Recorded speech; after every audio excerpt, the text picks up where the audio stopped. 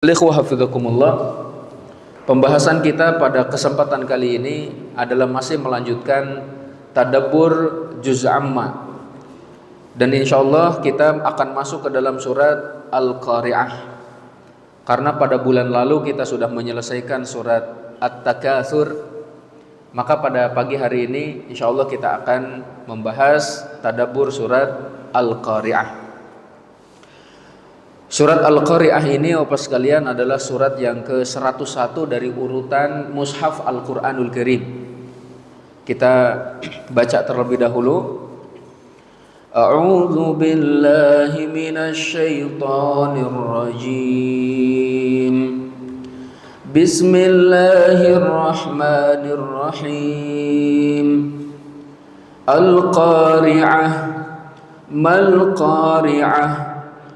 وما أدراك ما القارعة يوم يكون الناس كالفراش المبثوث وتكون الجبال كالعهن المنفوش فأما من ثقلت موازينه فهو في عيشة راضية وأما من خفت موازينه فأمه هاوية وما أدراك ما هي نار حامية. Al-Qari'ah, hari kiamat. Mal Qari'ah, apa itu hari kiamat? Wa ma adraka mal Qari'ah, tahukah kamu apakah itu hari kiamat? Yauma yakunun nasu kal farashil mabthus, pada hari itu manusia seperti laron yang berterbangan. Wa takunul jibalu kal ihnil manfush, dan gunung-gunung menjadi seperti bulu yang dihambur-hamburkan. Fa amma man thaqulat mawazinuh, adapun orang-orang yang berat timbangan kebaikannya, fahuwa fi 'ishatir radiyah, maka dia berada dalam kehidupan yang memuaskan. Wa amma man khaffat mawazinuh, dan siapa yang ringan timbangan kebaikannya, fa ummuhu hawiyah, maka tempat kembalinya adalah hawiyah. Wa ma adraka ma hiya, tahukah kamu apakah hawiyah itu? Narun hamiyah, yaitu api yang sangat panas. Bapak sekalian yang dimuliakan Allah Subhanahu wa taala, surat ini tidak diriwayatkan memiliki nama lain kecuali Al-Qari'ah.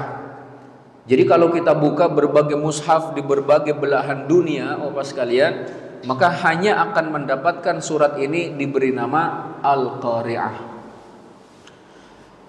Kemudian jumlah ayatnya Bapak sekalian, surat Al-Qari'ah ini terdiri dari 11 ayat. Itu kalau dalam mushaf Kufah, ya, dalam riwayat ulama-ulama Kufi 11 ayat. Kemudian ada yang meriwayatkannya 10 ayat.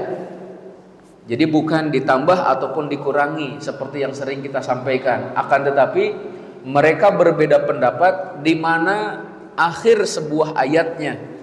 Karena di antara mereka ada yang berpendapat Al-Qari'atu mal Qari'ah itu satu ayat.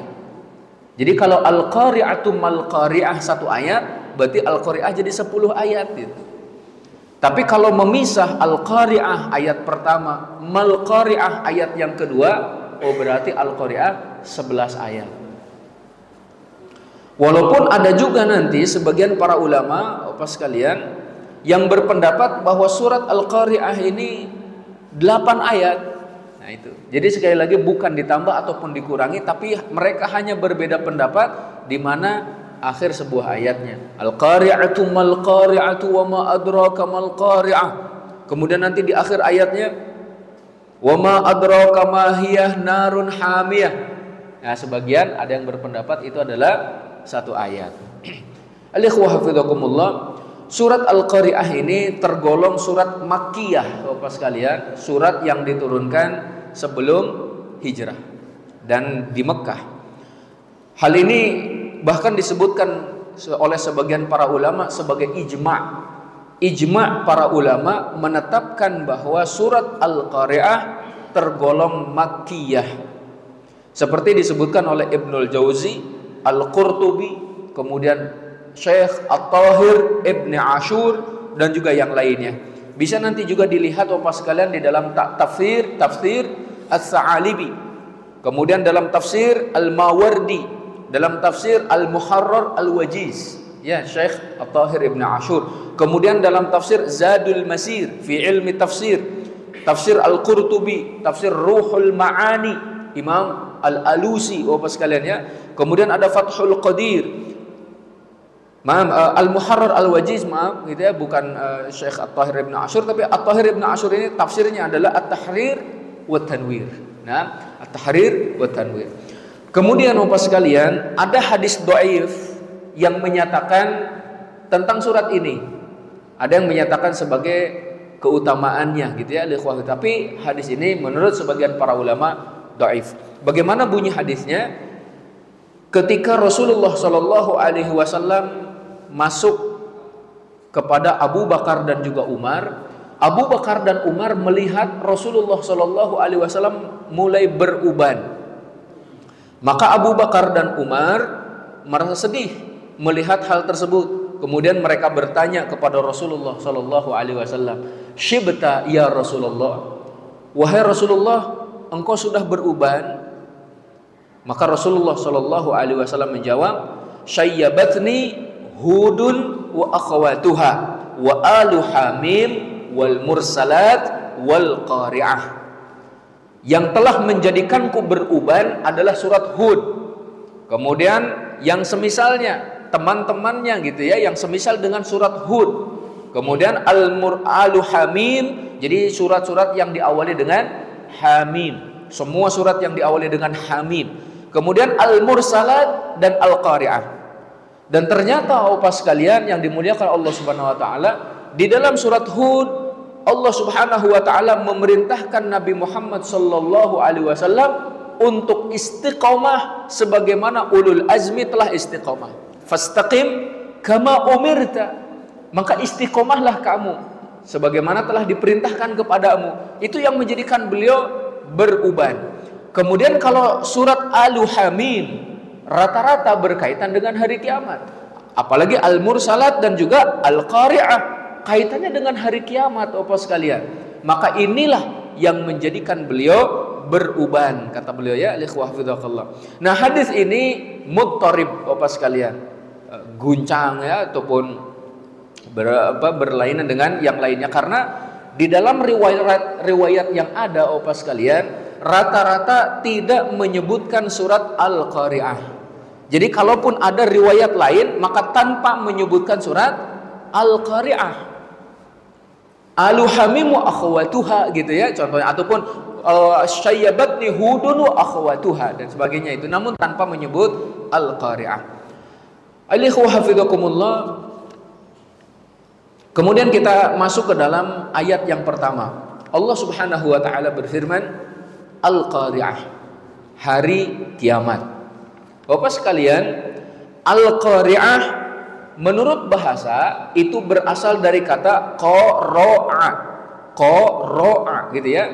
Qara'a yang bermakna adalah memukul dengan sangat keras. Jadi pukulan yang begitu keras dalam bahasa disebut dengan qara'a. Kemudian kenapa Al-Qari'ah disematkan kepada hari kiamat?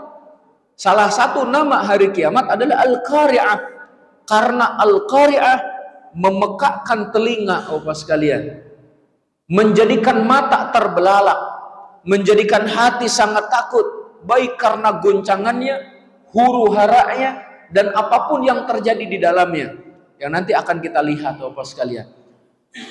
Karena hebatnya kejadian hari kiamat, sehingga orang-orang yang berakal pun seperti orang yang kehilangan akal. Allah Subhanahu wa taala menyatakan, "Yauma tarawunaha tadhhalu kullu murdi'atin 'amma arda'at wa tad'u kullu dzati hamlin hamlaha wa taran nasa sukara wa ma hum bisukara walakinna 'adzaballahi syadid. Pada hari itu kalian akan melihat orang yang sedang menyusui anaknya lalai dari anaknya, tidak mempedulikan lagi anaknya. Seorang ibu yang sangat penyayang kepada anaknya melalaikan anaknya. Kemudian juga orang yang sedang hamil, ibu-ibu yang sedang hamil, keguguran Bapak sekalian. Ya. Kemudian apa lagi?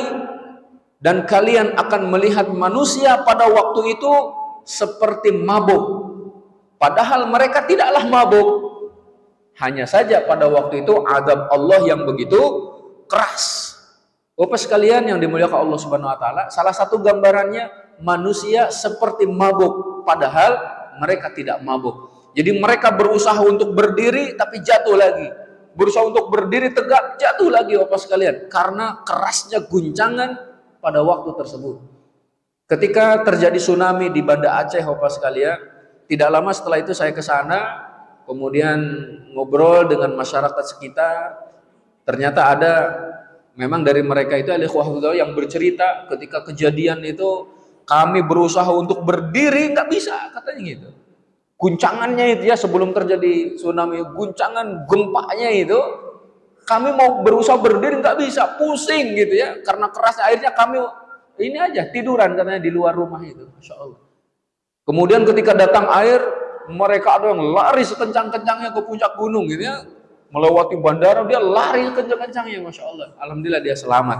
Nah, intinya kalau kejadian gempa jauh sebelum hari kiamat saja seperti itu kerasnya, lalu bagaimana nanti pada hari kiamat? Kita tidak bisa membayangkan, sampai seorang ibu pun lupa dari anaknya.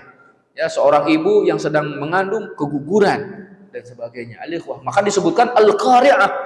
Peristiwa tersebut memekakkan telinga, membuat mata terbelalak, membuat hati ketakutan.